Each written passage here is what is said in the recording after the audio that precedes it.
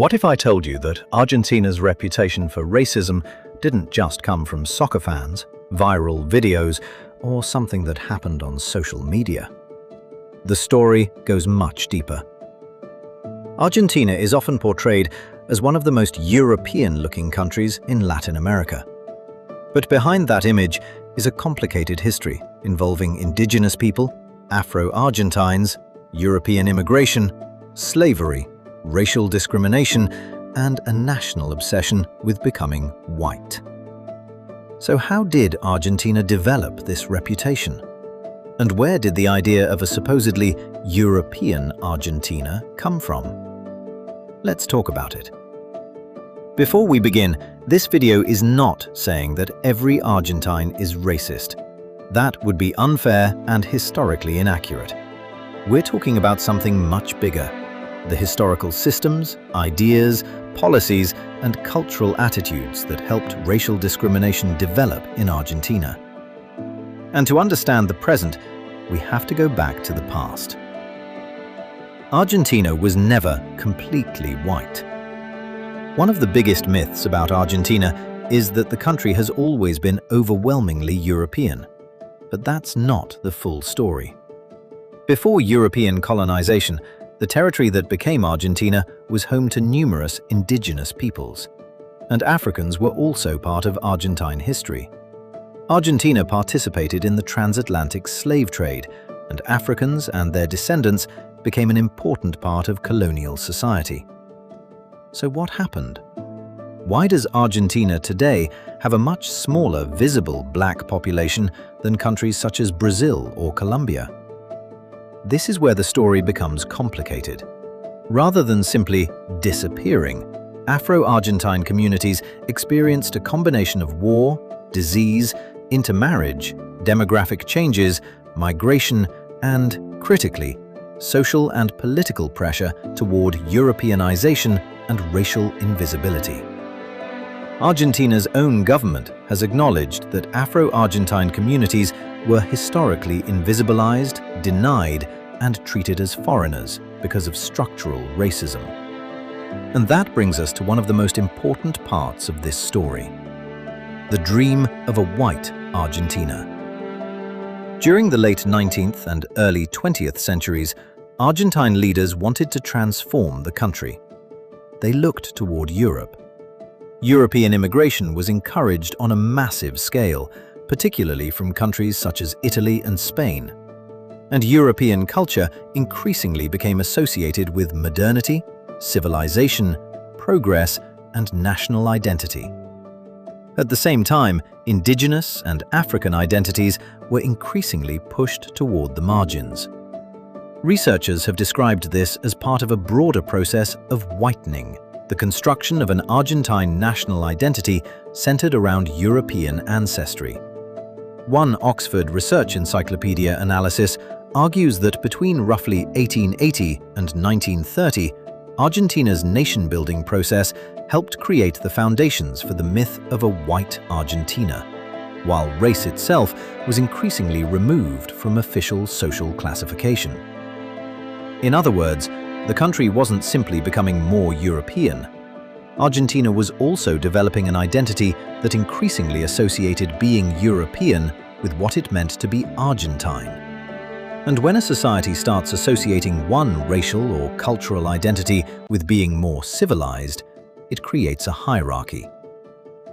What happened to indigenous Argentines? And indigenous people were also deeply affected. Throughout Argentine history, indigenous communities faced military campaigns, territorial dispossession, discrimination, and pressure to assimilate.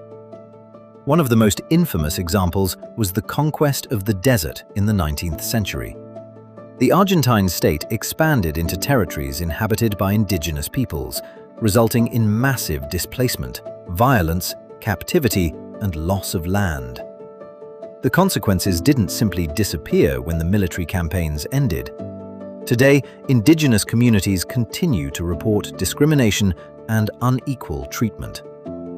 And this is important because racism isn't always someone shouting a racial slur.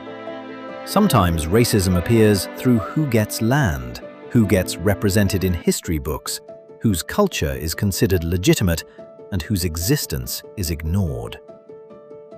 Racism didn't disappear, it changed. Here's where the story gets uncomfortable. Argentina has laws prohibiting racial discrimination. The country also created institutions specifically designed to combat racism, xenophobia, and discrimination. But having anti-racism laws doesn't automatically eliminate racist attitudes. The US State Department has reported that indigenous and Afro-descendant organizations in Argentina have raised concerns about structural discrimination, including discriminatory treatment by police and unequal access to services. Argentina's government has also taken steps to recognize Afro Argentine history. For example, the country created a national commission for the historical recognition of the Afro Argentine community. And in the 2022 national census, Argentina formally included a question identifying people of African descent, a major step for a population that had historically been rendered almost invisible in national statistics and narratives. So, the story isn't simply Argentina is racist. The more accurate story is Argentina has a long history of racial inequality while simultaneously struggling to acknowledge that history. Why does Argentina still have a racist reputation? So why does Argentina continue to get called racist today? Part of it comes from real experiences with racism. Part comes from Argentina's historical treatment of indigenous and Afro-descendant communities, and part comes from highly publicized incidents involving racial insults, particularly in football culture and online. But here's the important distinction. A country's racist history doesn't mean every person from that country is racist. That Argentina is simply a European country located in South America. In fact, scholars, activists, indigenous communities, and Afro Argentine organizations have spent decades challenging the invisibility of these histories. In conclusion, so, did Argentina suddenly become racist? No.